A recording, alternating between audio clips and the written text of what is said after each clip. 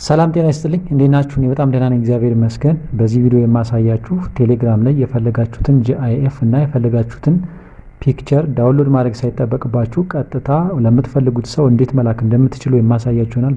ተከተሉኝ። ስለዚህ መጀመሪያ ቴሌግራማችንን እንከፍታለን። የምትጠቀሙበትን ቴሌግራም ትከፍታላችሁ።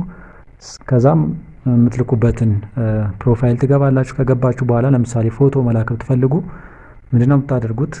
በቀላሉ አትን ትጽፋላችሁ። አትን ከጻፋችሁ በኋላ ፒክ ብላችሁ ከዛ ምንድነው የምታደርጉት? ስፔስ ትሰጡታላችሁ። ስፔስ ስትሰጡት እንደዚህ ሰርች ኢሜጅ የሚል ይመጣላችኋል። ከዛ በኋላ የምትፈልጉትን መላክ የፈለጋችሁትን ኢሜጅ ኔም መጻፍ ነው። ለምሳሌ እኔ ምን ልበለው? ዋች ልበለው። ዋች ብዬ ጽፍ እንደዚህ እንደምትመለከቱት እንግዲህ የሚገራርሙ ጥራት ያላቸው ፎቶዎችን በቀላሉ ይሰጠኛል ማለት ነው። ስለዚህ እኔ አንዱን መርጣለሁ። ከዚህ በኋላ ሴንድ እለዋለሁ።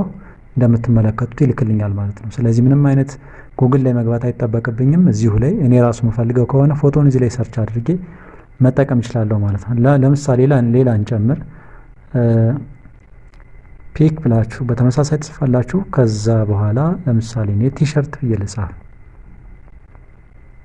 ቲሸርት ብላችሁ ከጻፋችሁለት በኋላ እንደምትመለከቱ ቲሸርቶችን እንደዚህ ያመጣላችኋል። ከፈለገ ባክግራውንድ ሪሙቭ የተደረገ አለ። ለምሳሌ መጠቀም ብትፈልጉ ይሄንን ቀጥታ መላክ ትችላላችሁ ማለት ነው። ስለዚህ በቀላሉ ፎቶዎች እንደዚህ መላክ ትችላላችሁ። ከዚህ በተጨማሪ ደግሞ ጂአይኤፍ ከፈለጋችሁ ደግሞ ምን ታደርጋላችሁ? በተመሳሳይ መንገድ አት ብላችሁ ትጽፋላችሁ።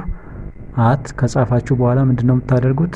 ጂአይኤፍ ብላችሁ ትጽፋላችሁ። ጂአይኤፍ ከዛ በኋላ ስፔስ ታደርጋላችሁ። ስፔስ ካደረጋችሁት በኋላ እንደምትመለከቱት ሰርች ይመጣና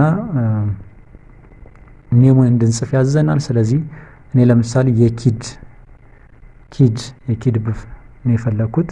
ስለዚህ እንደምትመለከቱት ኪድ የተመለከተ የተለያዩ ጂአይኤፎችን ይሰጠኛል ማለት ነው። ስለዚህ የምትፈልጉትን እናንተ እንደዚህ መጻፍ ትችላላችሁ ማለት ነው። ለምሳሌ ሌላ እንጨምር እስኪ። ስማይል ለምሳሌ ስማይል ብንለው ስማይል እንደዚህ አይነት ፎቶ ጂአይኤፎችን ማግኘት ትችላላችሁ ማለት ነው።